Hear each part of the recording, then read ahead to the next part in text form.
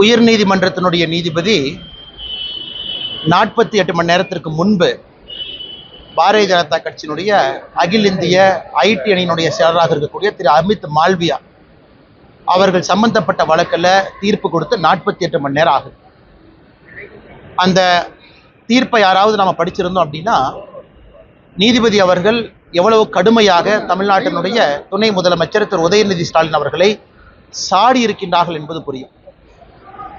ஒரு மத நம்பிக்கையை, ஒரு வாழ்வியல் முறையை பின்பற்றக்கூடிய நபர்களை ஒழிக்க வேண்டும், டெங்கு மலேரியாவை போல ஒழிக்கணும், சனாதன தர்மத்தை ஒழிக்க வேண்டும் என்று சொல்லியிருக்கின்றார்கள். அது கிட்டத்தட்ட ஜீனோசைடு, இனப்படுகொலைக்கு சமம் என்கின்ற ஒரு வாதத்தை நீதியரசர் அவர்கள் இந்த தீர்ப்பில் சொல்லியிருக்கிறார்.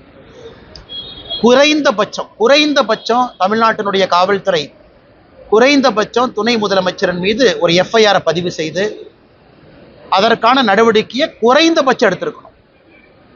முதலமைச்சர் அவர்கள் உண்மையாலுமே சட்டத்திற்கு உட்பட்ட ஆட்சி நடத்துறாங்கன்னா துணை முதலமைச்சர் உதயநிதி அவருடைய ராஜினாமா கடிதத்தை வாங்கியிருக்கணும். அது துணை முதலமைச்சர் பொறுப்பில் இருந்து எதுவுமே தமிழ்நாட்டில் நடக்கல. எப்பவும் போல நாமளும் கடந்து போயிட்டு இருக்கிறோம். அமித் மால்வியா அவருடைய வழக்கு என்பது அவர்கள் மீது தமிழ்நாடு காவல்துறை பதியப்பட்ட எஃப்ஐஆரை குவாஷ் பண்ணணும் அப்படின்னு போடப்பட்ட வழக்கில் அமித் மால்வியா அவர்கள் எதுவும் தவறா பேசல, முற்றிலுமாக உதயநிதி ஸ்டாலின் அவர்கள் தவறு செய்திருக்கின்றார்கள், எந்த விதமான நடவடிக்கையும் எடுக்கல என்பதை திரு நீதியரசர் அவர்கள் சுட்டிக்காட்டியிருக்கின்றார். அதனால் தமிழ்நாடு காவல்துறை அதிகாரிகள், உயர் அதிகாரிகள் அதெல்லாம் பார்த்துட்டு தான் இருக்கிறீங்க. தமிழ்நாட்டில் நீதிமன்றத்திற்கு எந்த விதமான மரியாதையும் இல்லை என்பதை தொடர்ந்து பார்க்கறது புதுசு கிடையாது.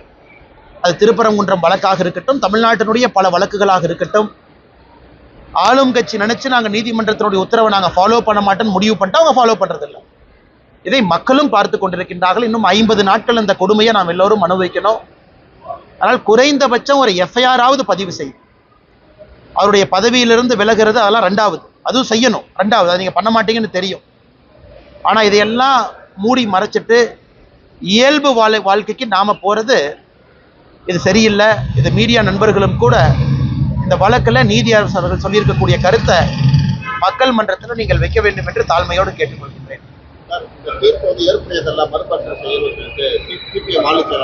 ஆனா இப்ப சிபிஎம் கட்சிக்கோ திராவிட முன்னேற்ற கழகத்துக்கோ எந்த தீர்ப்பு தான் ஏற்புடையது?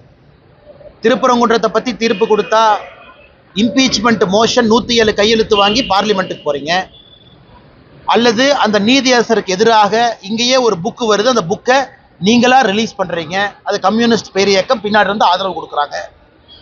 ஏதாவது ஒரு நீதிபதி அரசுக்கு ஆதரவாக செயல்படலினா ஜாதியை வச்சு திட்டுறீங்க, மதத்தை வச்சு திட்டுறீங்க.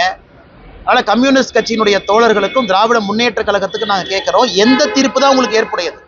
எந்த தீர்ப்பு தான் ஏற்புடையது? இன்னைக்கு ஒரு நீதியரசர் உதயநிதி ஸ்டாலின் அவர்களுக்கு எதிராக ஒரு தீர்ப்பு கொடுத்திருக்கிறாங்கன்னா அதுவும் ஏற்புடையதில்லை. அது பேசாம தமிழ்நாட்டை கேங்கரூ ரிப்பப்ளிக்கா மாத்திரலாமே. சட்டம் எதுவுமே வேண்டாம், செப்பரேஷன் ஆஃப் பவர்ஸ் வேண்டாம், எக்ஸிகியூட்டிவ், லெஜிஸ்லேச்சர், ஜுடிஷியரி, மீடியா 4 தூண்கள் இருக்கு, 4 தூண்களும் வேண்டாம், எல்லாத்தையும் உடைச்சிடலாம் அப்படிங்கிற முடிவுக்கு திராவிட முன்னேற்ற கழகமும் கம்யூனிஸ்ட் இயக்கம் வந்திருக்கிறாங்களா அப்படிங்கிறத நண்பருடைய கேள்வி. கம்யூனிஸ்ட் இயக்கம் சொல்லியிருக்கக்கூடிய பதில் இருந்து எனக்கு தெரியுதுங்கண்ணா. சனாதன கருத்தை எதிர்த்து போராடினாலதான் பெண்களை அரசு சாதாரண கடமை ஊழியர்ல இருந்து பெண் நீதிபதி வரைக்கும் வந்திருக்காங்க அப்படி கருத்தையும் சந்தேகம். ஆனா எனக்கு தெரியலீங்கண்ணா, எப்படி இருந்த ஒரு கம்யூனிஸ்ட் பேரியக்கம் எனக்கு எப்படி ஆயிடுச்சு பாருங்கண்ணா. ஒத்து ஊதக்கூடிய ஊதுகுழலாக கம்யூனிஸ்ட் பேரியக்கம் தன்னை மாற்றிக்கொண்டு விட்டார். ஒரு காலத்துல கம்யூனிஸ்ட் இயக்கம்னா ஏழை மக்களுக்காக சண்டை போடுவாங்க, ரோட்டுக்கு வருவாங்க, பொது வாழ்க்கையில ரொம்ப எளிமையா இருப்பாங்க அப்படிங்கிறது கம்யூனிஸ்ட் பேரியக்கத்தை மக்கள் ரொம்ப நாள் ஒரு பெரிய நம்பிக்கை வச்சிருந்தாங்க. ஆனா இன்னைக்கு திராவிட முன்னேற்ற கழகத்தோட கூட்டணியில சேர்ந்து திமுக கார பேச வேண்டியதெல்லாம் இன்னைக்கு கம்யூனிஸ்ட் கட்சிக்கார பேசுறான். அதனால சனாதன ஒழிப்புக்கும் தமிழ்நாட்டினுடைய பெண்களுடைய முன்னேற்றத்திற்கும் என்ன சம்பந்தங்கன்னா இது ஐயருக்கும் அமாவாசைக்கும் போடுற முடிச்சு மாதிரி இருக்கு. தமிழ்நாட்டில் எப்பொழுதுமே பெண்கள் முன்னாடி இருந்தாங்க. நீங்களாம் சனாதனத்தை ஒழிக்கிறேன்னு கிளம்பித்தான் இன்னைக்கு பெண்களுடைய மனசை புண்படுத்திக்கிட்டு இருக்கிறீங்க. 1917 இருந்து இவங்க ஒழிச்ச சாதியத்தான் பார்க்குறமே. நான் 17 இருந்து 1917 ஆரம்பிச்சாங்க, பேக்வர்ட் கிளாஸஸ் மூவ்மெண்ட்னு ஆரம்பிச்சாங்க. அது பின்னாடி 40 அது திராவிட கழகமா மாறிச்சு, 49 திராவிட முன்னேற்ற கழகமா மாறிச்சு. நீங்க ஜாதி ஒழிக்கிறது இன்னும் நாங்க பார்த்துட்டு இருக்கிறோங்க ஐயா, இன்னும் பார்த்துட்டு இருக்கோம் 100 வருஷமா. இன்னைக்கும் போலீஸ் ஸ்டேஷன்ல ஏதாச்சும் ஒரு தம்பதி போய் சரணடைவாங்க. இன்னைக்கும் கொலை நடக்கத்தான் செய்யுது. ஆதிக்க சக்திகள், ஆதிக்கம் இல்லாத சக்திகள்னு நீங்க தமிழ்நாட்டை கிட்டத்தட்ட 1917 2025 கணக்கு போட்டா 108 வருஷம். 108 வருஷமா நீங்க ஜாதியை ஒழிச்சு ஜாதியை வளர்த்துனதாயா அதிகம். அதனால தயவு செய்து கம்யூனிஸ்ட் தோழர்கள் திராவிட முன்னேற்ற கழகத்துக்கு பேசக்கூடிய ஊதுகுழலாக இருக்க வேண்டாம் என்பதையும் இந்த நேரத்தில் நான் தெரிவிச்சுக்கிறேன்.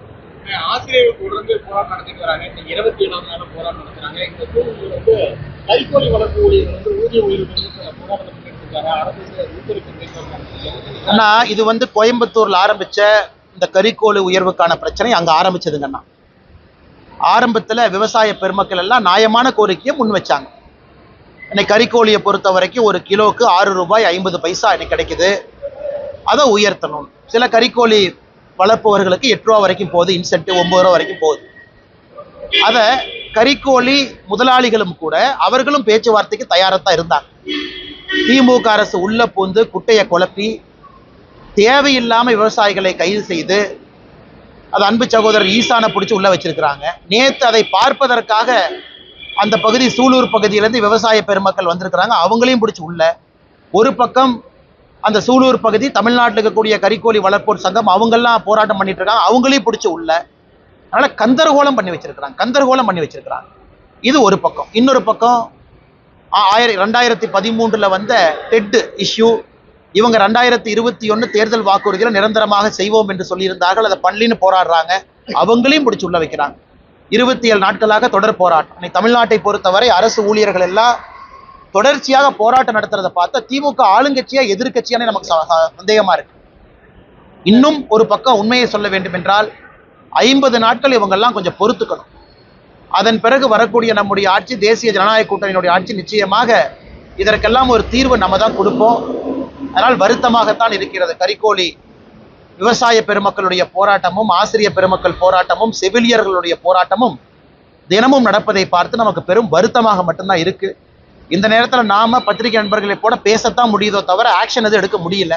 ஏன்னா ஆளுங்கட்சி திராவிட முன்னேற்ற கழகமாக இருக்கின்ற காரணத்தினால். சார், முதலமைச்சருடைய கனவை சொல்லுங்க பிரச்சாரத்தை எப்படி பாருங்க? அண்ணா, நான் என் கனவை சொல்லிட்டேன். முதலமைச்சர் எங்கிட்ட கனவை கேட்டிருக்காரு. என் கனவு என்னன்னா, தயவு செஞ்சு ஆட்சி விட்டு போயிருங்கன்னு தான் என் கனவு. 2026 கிளம்பிடுங்க. என்னை மாதிரி பல பேர் என் கனவை சொல்லிட்டோம். அதுதான் இன்னைக்கு தமிழ்நாட்டு மக்களுடைய கனவா இருக்கு. கஞ்சா படுகொலைகள் இன்னைக்கு ட்விட்டர்ல போட்டிருக்கேன். திருத்தணி இன்னைக்கு, நேத்து கோயம்புத்தூர்.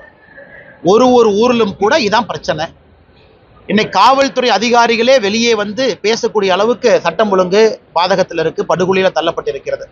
ஆனால் என்ன கனவை சொல்றதுன்னா, இன்னைக்கு இந்தியாவில் இருக்கக்கூடிய எல்லோருமே டாவோஸுக்கு, சுவிட்சர்லாண்டுக்கு போய் லட்சம் கோடி ரூபாய் அவங்க மாநிலத்துக்கு வரும் பொழுது நாம மட்டும் டாட்டா காட்டிட்டு இங்கேயே உட்காந்துருக்கோம். நமக்கு எந்த வருமானமும் வேண்டாம், யாரும் வேண்டாம்.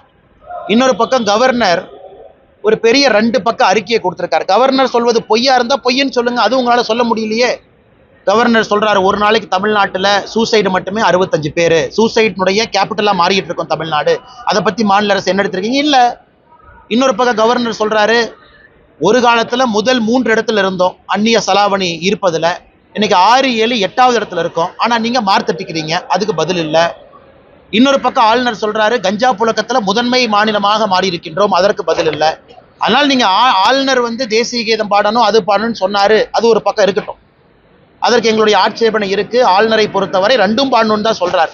தமிழ்தாய் வாழ்த்தும் பாடணும், தேசிய கீதம் பாடணும்னு சொல்றாரு. அது வரவேற்க வேண்டிய விஷயம் தான். அது ஒரு பக்கம் வச்சிடலாம். இன்னைக்கு ஆளுநருடைய குற்றச்சாட்டுக்கு முன்னால பதில் சொல்ல முடியலையே.